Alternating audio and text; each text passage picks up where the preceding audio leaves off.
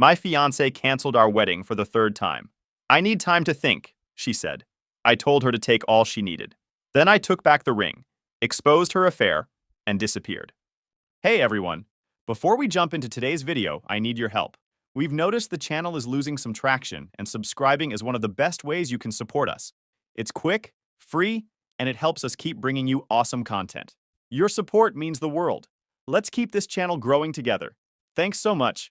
Now let's start the video. Hey Reddit, I was with this girl for 7 years. Got engaged. She called off the wedding twice, coming up with some BS excuses. Before she could cancel the third time, I already had my exit planned. I walked away and watched her life implode from Puerto Rico. Here's how it went down. I, 32 male, met Vicky, 30 female, during the 2016 Super Bowl party at my buddy Dave's place. She showed up with Dave's girlfriend, wearing a Patriots jersey despite not knowing a single player's name. I was the guy who called her out on it. So who's your favorite Patriots player? I asked, leaning against the kitchen counter. All of them? You don't know a single player's name, do you? Does it matter? The jersey looks cute on me. She wasn't wrong about that. Somehow that exchange turned into her number in my phone and a first date that weekend. She was the classic hot yoga instructor, all Zen vibes and Instagram-worthy flexibility. I was pulling 60-hour weeks as a network security consultant for a financial tech startup. She loved that I had a real career and ambition. I loved that she was hot, flexible, and impressed my friends. Let's be honest, at 27, I wasn't exactly searching for deep compatibility metrics. My dating app criteria basically boiled down to attractive and doesn't seem psychotic. Vicky cleared that very low bar with room to spare. We dated for a year before moving in together. I bought her a 1.5-carat diamond ring, 3 months' salary I'd saved by eating ramen lunches, and proposed at Marcello's, this upscale Italian place downtown where a plate of pasta costs more than my first car payment. She cried, said yes, posted it immediately on Instagram. Looking back, she had red flags I willfully ignored. Her longest job lasted 14 months. Her credit score was abysmal. She was 29, and her parents still paid her cell phone bill, car insurance, and slipped her cash whenever she visited. Meanwhile, I was maxing out my 401k and had already put a down payment on an investment property I was renting out. By 28, I had a 6-figure income, a decent stock portfolio, and a side consulting gig that brought in another $20,000 annually. The sex was great. She looked amazing on my arm at company events, and I'd convinced myself that her free spirit balanced out my structured approach to life. Classic sucker mistake. The first wedding was set for June 2019 at a vineyard an hour outside the city. I'd dropped $15,000 in non-refundable deposits. 3 months before the date, Vicky came home from brunch with her sister Kelly. I was on the couch watching the NBA playoffs. Paul, I've been thinking about the wedding timeline, she said, sitting down next to me. Work is insane right now with this new hot yoga Pilates fusion certification, and I'm not sure June is realistic anymore. I muted the game. What exactly does that mean? I think we should postpone, just until fall when things calm down. Work was insane? She taught 4 yoga classes a week at $25 per class. I was pulling in 6 figures, but still driving my 10-year-old car to save for our future. But like an idiot, I nodded and said we could postpone. That night, I calculated exactly how much money I'd just lit on fire. $23,000 in venue deposits, photography deposits, catering minimums, and save-the-date cards. When I mentioned this figure to Vicky, she shrugged and said, "It's just money, babe. We'll make more." Easy to say when you're not the one making it. What Vicky didn't mention was that the Yoga Pilates Fusion certification required just 2 weekends of actual class time, hardly an overwhelming schedule. Or that her sister Kelly had just booked a 3-week vacation to Thailand that overlapped with our wedding date, and Vicky couldn't bear to get married without her. I found this out later from Dave's girlfriend, who had overheard them planning Kelly's trip at brunch. The second attempt was planned for May 2020. We downsized to a hotel ballroom package that was less expensive, but still required a $12,000 deposit. 4 months before the date, Vicky's sister Kelly broke up with her boyfriend of 8 months, and suddenly Vicky couldn't possibly get married when Kelly was going through such trauma. Vicky dropped this bomb while I was cleaning my golf clubs in the garage. Just walked in, leaned against my workbench, and sighed dramatically. Kelly and Mike broke up. She's completely devastated. I kept cleaning my 7-iron. That sucks. I never liked that guy anyway. Paul, I don't think I can get married while Kelly's heartbroken. She's my maid of honor. It wouldn't be right. I put down the club. Are you serious? We're canceling again because your sister's dating life is a train wreck? It's not about that. It's about supporting family during crisis. The next day, I called Kelly directly, supposedly to express condolences. She sounded completely fine. Yeah, it's a bummer, but honestly, we weren't working. I told Vicky not to change your wedding plans. That's ridiculous. I'm dating again already. That night, I confronted Vicky. Kelly says she's fine with us keeping the wedding date. Actually said she's already dating someone else. Vicky's eyes narrowed dangerously. Well, I know my sister better than you do. She's devastated inside. She's just putting on a brave face. Why did you call her anyway? Don't you trust me? I dropped it. Canceled everything again. My friends were already booked for Vegas. Another expensive mess. After the second cancellation, my best friend Sam pulled me aside during our Thursday poker night. We were on his deck, cigars in hand, while the other guys were inside arguing about the blinds. Dude, you realize she's never gonna marry you, right? This is a pattern. I brushed it off, but his words stuck with me. Here's the thing about being a man engaged to an Instagram-obsessed yoga instructor. Society expects you to shut up and be grateful. After all, you landed a hot chick who can put her ankles behind her head. What right do you have to complain? Every time I'd express frustration to married colleagues, they'd roll their eyes. Marriage is expensive, man. Get used to it. Happy wife, happy life, they'd say, dead behind the eyes. They didn't get it. This wasn't about the money. It was about respect, about being treated like an equal partner instead of an ATM with benefits. I started noticing this underlying pattern. Vicky would set these arbitrary relationship milestones, moving in together, getting engaged, planning a wedding, but whenever we approached actually completing one, she'd manufacture a crisis. She wanted the social status of each milestone without the commitment. The engagement ring was a perfect example. When we were out with her friends or at yoga events, that ring was front and center, prominently displayed in every photo. But at home, it lived in her drawer most of the time, only worn when convenient for her image. After the second cancellation, I started tracking our finances more rigorously. I discovered Vicky had opened 3 store credit cards under our shared address and maxed all of them out. She'd been intercepting the bills so I wouldn't see them.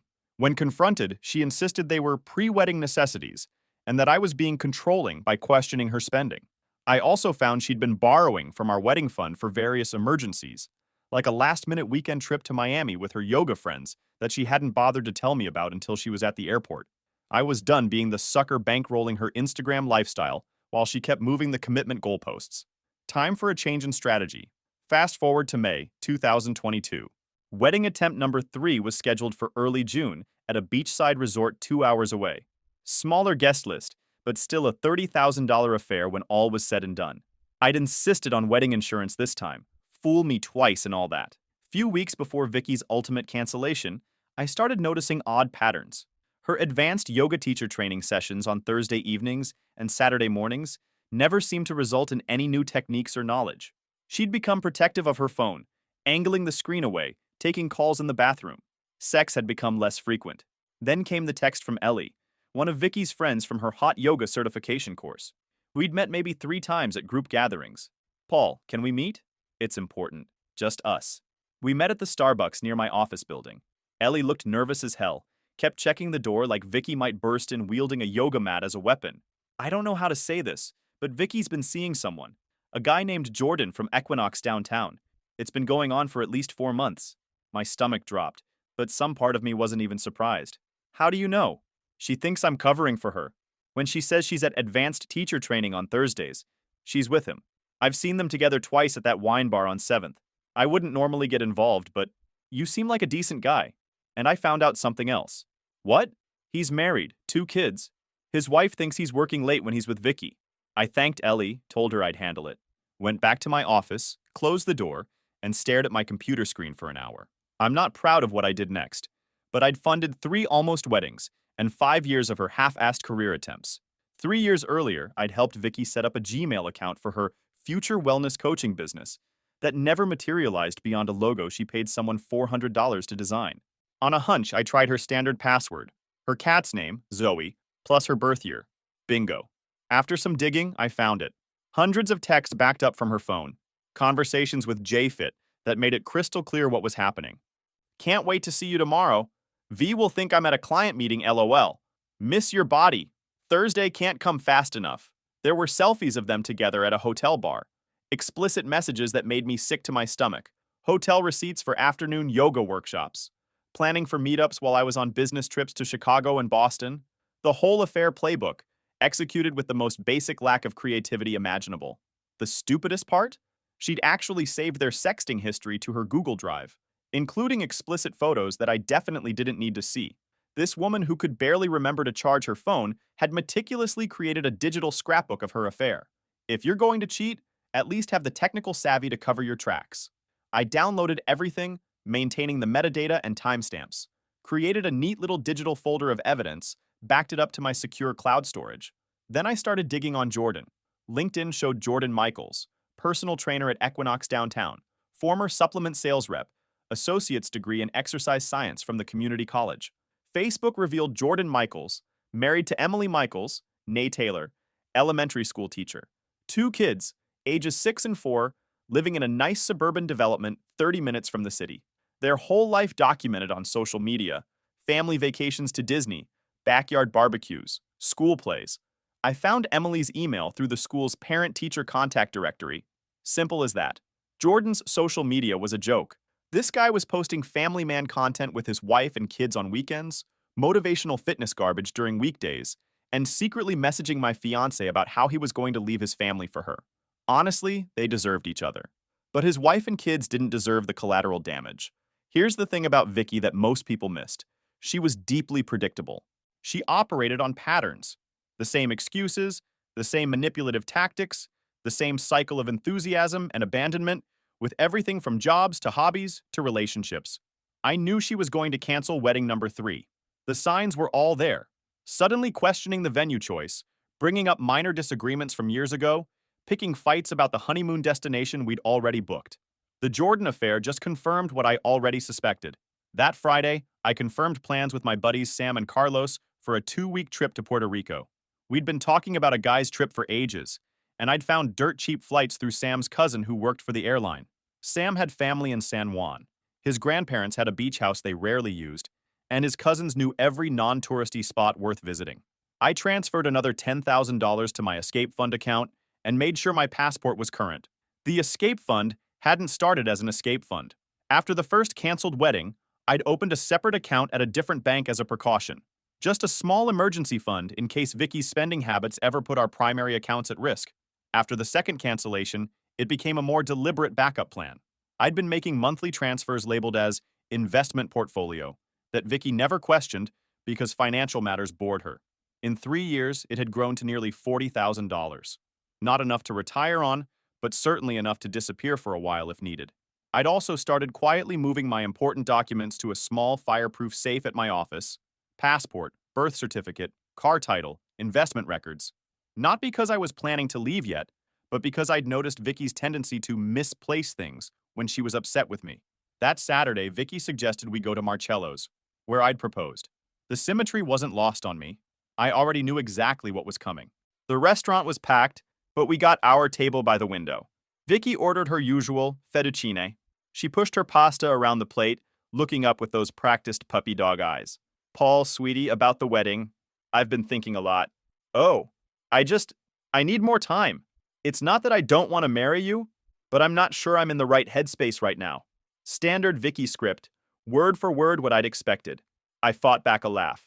With my yoga business potentially expanding and all the stress of wedding planning, maybe we should postpone until things settle down. I took another bite, smiled calmly. Okay, Vicky, take all the time you need. The relief on her face was almost comical.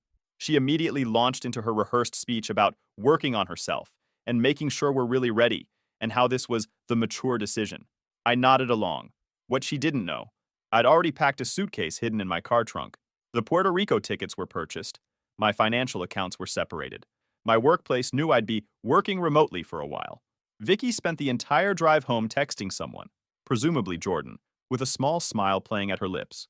She thought she'd managed the situation perfectly, kept her backup plan, me, on the hook, while pursuing her upgrade option, Jordan. 3 years of her life had taught her that I was a pushover who would just accept whatever she decided. Sunday morning, I was up at 5 a.m.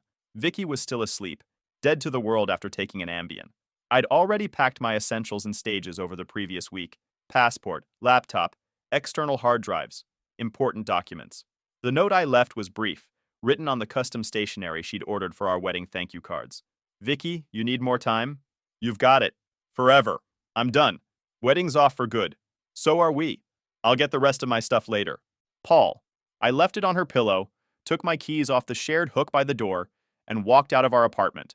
Lease in my name, thankfully ending in 2 months. Before I walked out for good, I remembered one last thing. I opened her drawer and pulled out the 1.5-carat engagement ring, the one that cost me 3 months' salary, the one she'd take selfies with but conveniently leave in her drawer more often than wear it.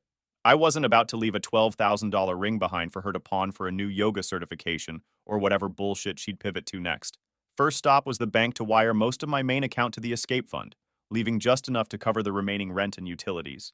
Then to Sam's place, where he helped me load my pre-packed essentials into his garage. Holy shit, you're actually doing it, he said, looking impressed as we Tetrised my boxes. Should have done it years ago, I replied, checking the time. Our flight was at 2 p.m. Next stop, my parents. Dad had been telling me to dump Vicky since cancellation 1. He was a retired financial advisor who'd seen this exact scenario play out with clients before. She's using you as a financial safety net while she explores options, son, he'd said last Christmas. Classic hedging strategy. Mom tried to be supportive but couldn't hide her relief when I told them it was over. Oh, honey, I'm sorry, she said, hugging me tightly. But I'm also not sorry at all. That girl was never right for you. Last move before takeoff, I composed an email to Emily Michaels with all the screenshots between Vicky and Jordan. I hit send, then methodically blocked Vicky on everything. Phone, email, all social media platforms. Blocked Kelly, Vicky's parents Joyce and Richard, and their entire social circle. Final step. I texted my landlord that I wouldn't be renewing the lease but would continue paying rent until it ended in August. He was a decent guy who'd always liked me. Then I walked out the door without looking back. San Juan, Puerto Rico hit me like a warm, humid embrace. Our flight landed in the early evening, and by nightfall, Sam, Carlos, and I were drinking rum on the patio of Sam's grandparents' beach house, listening to the waves crash nearby.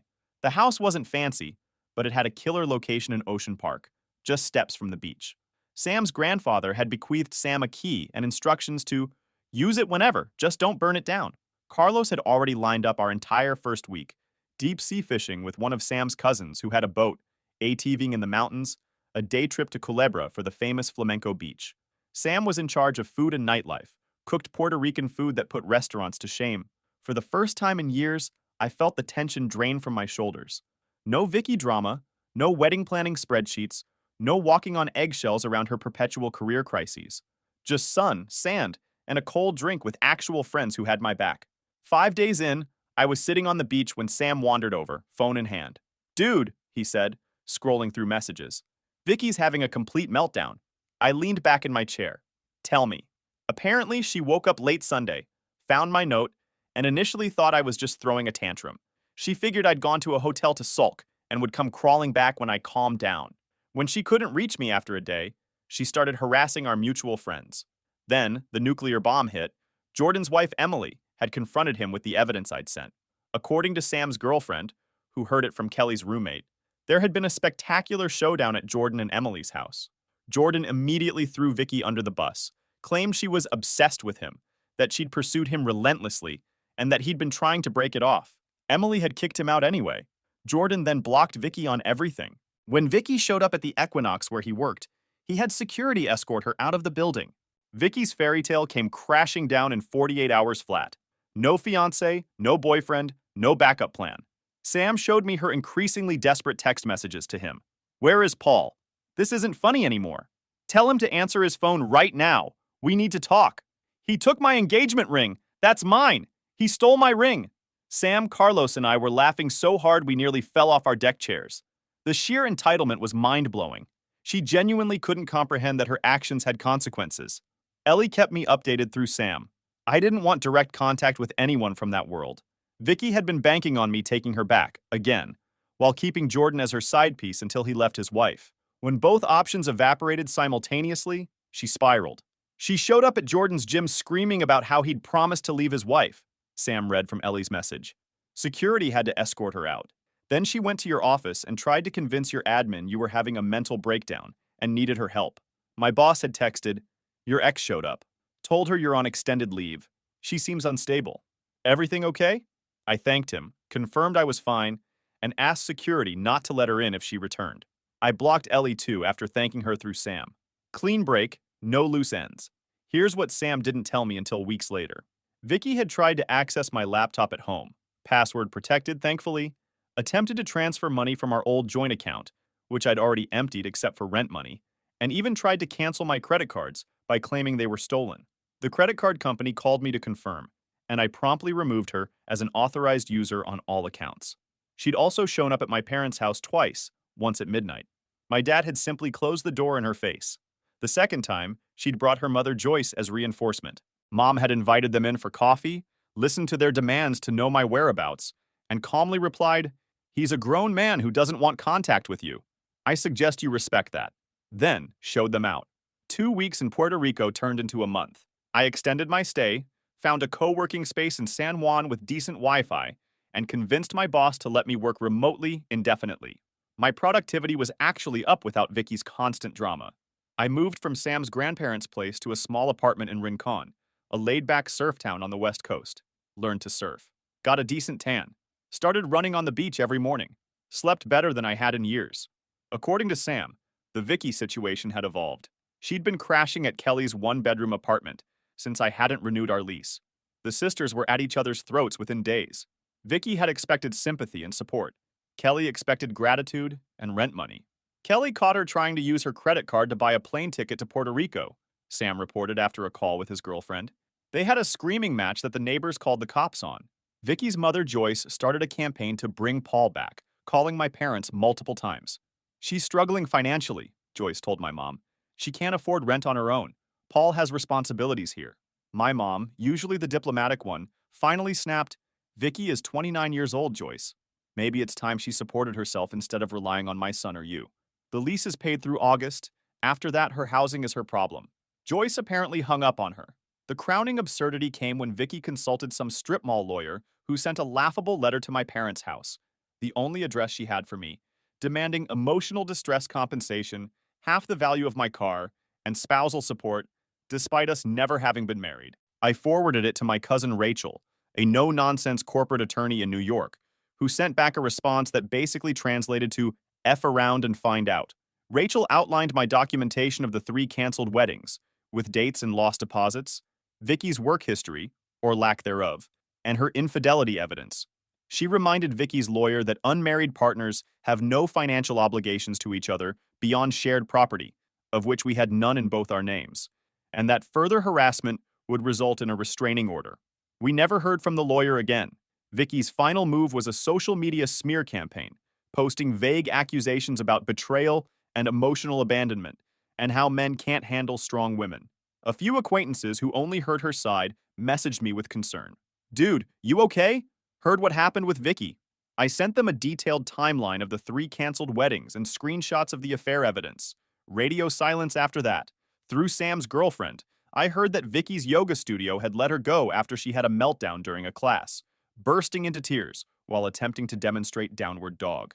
She'd apparently been showing up late to classes, looking disheveled, and spending more time talking about her traumatic breakup than actually teaching yoga. Her Instagram following had dropped by 30% after several rambling live sessions, where she'd alternated between trashing me and desperately trying to justify her actions. The kicker: Jordan's wife Emily had publicly outed both of them in a community Facebook group that many of Vicky's potential yoga clients belonged to. Emily had been surgical, just the facts with date-stamped evidence, but the fallout had been immediate. Vicky could no longer market herself as a spiritual wellness guide when everyone in the yoga community knew she'd been sleeping with a married father of 2. Jordan wasn't doing much better. Equinox had asked him to resign after multiple clients complained about his unprofessional behavior. Emily had filed for divorce with an excellent attorney funded by her parents, and his side business selling fitness supplements had tanked after his adultery became public knowledge. After 2 months in Puerto Rico, Sam flew down again for a long weekend. Through his cousins, we got connected with a local group, 3 guys who ran a popular surf shop and dive center, and 2 women who worked as tour guides for the luxury resorts. They showed us the real Puerto Rico that tourists never see: hidden waterfalls, unmarked beaches, family-run restaurants serving the best food I'd ever tasted. Daniela was one of the tour guides. Smart as hell with a biology degree, Perfect English with that slight accent that makes every word sound better, and the kind of natural beauty that doesn't need filters or makeup. We hit it off immediately. She taught me how to surf properly. I helped her upgrade her business website. The biggest difference between Daniela and Vicky became clear the first time we went out to dinner. When the check came, Daniela reached for her wallet without hesitation. I insisted on paying, but the automatic assumption that I would cover everything was refreshingly absent. "I can pay for my own dinner," she said with a smile. "I asked you out, remember?" She had a point. She had called it a date first. About 3 months into my Puerto Rico escape, Sam posted a group photo on Instagram. Nothing special, just all of us at a beachside bar after a day of surfing. Daniela was next to me, leaning in close, both of us sun-kissed and laughing. I hadn't even thought about it. My social media had been dormant since leaving Vicky. Within an hour, my phone started blowing up with calls from unknown numbers. I ignored them until one left a voicemail. "Paul, it's me. Who the F is that slut in Sam's picture? We need to talk right now. This isn't funny anymore. Call me back." Vicky had obviously been stalking Sam's social media and recognized me in the background. She'd resorted to borrowing phones from friends, co-workers, even strangers at the yoga studio to try to get through my blocks. I finally answered one, out of sheer irritation. "What do you want, Vicky? Who's that slut in the picture? Are you cheating on me?" The delusion was next level. "Vicky, I left you 3 months ago. I took back the engagement ring you didn't deserve. I'm not coming back. There's no us anymore. I'm hanging up now." "No, Paul, you can't do this to us. I made one mistake. Those aren't mistakes. They're choices. Choices have consequences. Enjoy yours." I hung up and blocked that number too. When she tried calling from other numbers, I simply didn't pick up. Eventually, she gave up, or ran out of people willing to lend her their phones. According to Sam, Vicky had gone nuclear after seeing that photo. She'd created a fake Instagram account to message Daniela directly, sending a rambling manifesto about how I was emotionally damaged and would abandon her too. Daniela had read the first few lines, recognized the crazy, and blocked the account immediately. "Your ex seems nice," she said dryly when she told me about it. "She's consistent. I'll give her that." The most pathetic part? Vicky had started posting throwback photos of us from years ago, captioning them with revisionist history about our beautiful relationship and how she was waiting for me to come to my senses. She conveniently edited out the part where she'd canceled 3 weddings and been sleeping with a married personal trainer. One aspect of leaving Vicky that I hadn't fully anticipated was the immediate financial upside. Without her constant drain on my resources, my savings rate tripled overnight. No more $200 yoga workshops that never led to actual income. No more investment pieces that were really just designer clothes she'd wear once for Instagram. No more subsidizing her half of rent when she was between opportunities, which was most months. The funny part? Now that I was single, I was actually spending less but enjoying life more. My beachfront apartment in Rincon cost half what we'd been paying in the city. Local food was cheaper and better than the trendy restaurants Vicky insisted on visiting weekly. And Daniela, despite my offers to treat her, insisted on paying her own way most of the time. 6 months later, I'm back in the States now, but not in the same city. Found a great job opportunity in Denver with a 30% salary bump, better benefits, and hybrid work policy. I'm closer to the mountains, have a downtown loft with no memories attached, and I'm dating Daniela seriously now. She'd been looking to expand her ecotourism business to the States anyway, and Colorado's outdoor adventure scene was the perfect fit. Daniela is everything Vicky wasn't: independent, supportive, honest, and financially responsible.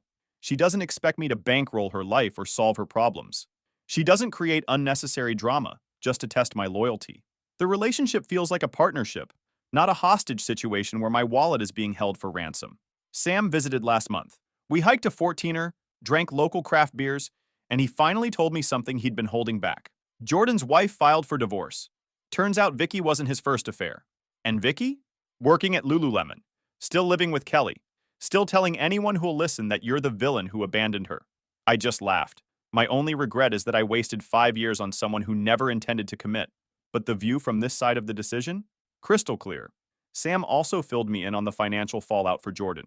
Emily's divorce attorney had been ruthless, arguing successfully that Jordan's infidelity and pattern of unprofessional behavior with clients constituted grounds for an uneven asset division. He'd lost the house, half his retirement accounts, and was paying significant child support. Dude's life imploded. Last I heard, he and Vicky tried getting together for real, but it lasted about 3 weeks before they were at each other's throats. Turns out neither of them enjoyed actually dealing with each other's problems. Shocker. Last weekend, Vicky made her final showdown. Daniela and I flew back to my hometown to visit my parents. I hadn't been back to my hometown since moving to Denver, and I wanted to introduce Daniela to my family. Mom and Dad instantly loved her. Dad especially appreciated her business acumen and self-sufficiency. We were having coffee in my parents' living room on Sunday morning when the doorbell rang repeatedly. I opened the door to find Vicky on the porch, looking like she'd been rode hard and put away wet. Her roots were showing. Her eyes had that manic gleam, and she'd clearly lost weight in an unhealthy way. "Paul," she said, trying for that breathy voice that used to work on me. "I heard you were in town. We need to talk."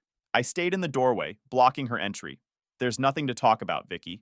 Please, I've changed. I've been in therapy. I know what I did wrong now." She tried to look past me into the house. "Can I just come in for 5 minutes? Whatever you have to say, you can say right here." She switched to the wounded victim act, complete with glistening eyes. "After everything we've been through? You won't even give me 5 minutes? We've been through 3 canceled weddings in your affair. That about covers it. Paul, please, I made mistakes, but..." Daniela appeared behind me, hand casually resting on my back. "Babe, is everything okay?" Vicky's face contorted as she connected the dots. "You're the slut from the beach picture." I felt Daniela tense beside me, but she just smiled. "I'm Daniela, and you must be the ex who can't count to 3 wedding dates." Vicky looked like she'd been slapped. Then the dam broke. "Are you kidding me? You bring your Puerto Rican whore to your parents' house? After everything I did for you? I waited for you. I loved you. And you're with this tourism trash?" I stepped partially outside, keeping my voice low but firm. "That's enough, Vicky. You need to leave. Now. I'm not going anywhere until you explain yourself. You owe me an explanation. I don't owe you anything. You cheated with a married guy. You stole money from your own sister to try to follow me to Puerto Rico. You had your mommy call my parents because you couldn't pay rent. At what point in that pathetic story did I become the one who owes you something?" Vicky's face turned red. "You're just mad because I needed time. Not everyone has their life perfectly planned out like you. Some of us are still finding ourselves." I couldn't help but laugh. "You're 30 years old. You think you're so much better than me with your fancy job and your exotic slut?" Daniela stepped forward. "I run my own business, have a biology degree, and speak 3 languages. What exactly have you accomplished besides getting kicked out of Equinox?" Vicky lunged at Daniela, but I stepped between them. "That's it. You have 10 seconds to get off this property before I call the cops." Vicky's eyes darted between us, searching for any leverage, any weakness. Finding none, she backed up. "This isn't over. She'll get bored with you just like I did. And when she does, don't come crawling back to me." Vicky turned and stomped back to her car, a new-looking Audi that her parents had undoubtedly financed. As she peeled away from the curb, Daniela slipped her hand into mine. "So that's the famous Vicky. That's her. She seems stable." We both burst out laughing as we walked back inside to join my parents, who had tactfully stayed in the living room during the confrontation. My dad just raised his coffee mug in a silent toast. "Dodged a bullet there, son." I actually did the math recently. Over 7 years, I spent nearly $127,000 on canceled wedding deposits, Vicky's business ventures that went nowhere, covering her share of rent and bills when she was between gigs, and other expenses. That's not counting regular relationship costs like dinners out and gifts. Some people need to learn that actions have consequences, and more time sometimes means no more chances. The best revenge isn't just living well. It's watching reality catch up to someone who thought they were above it.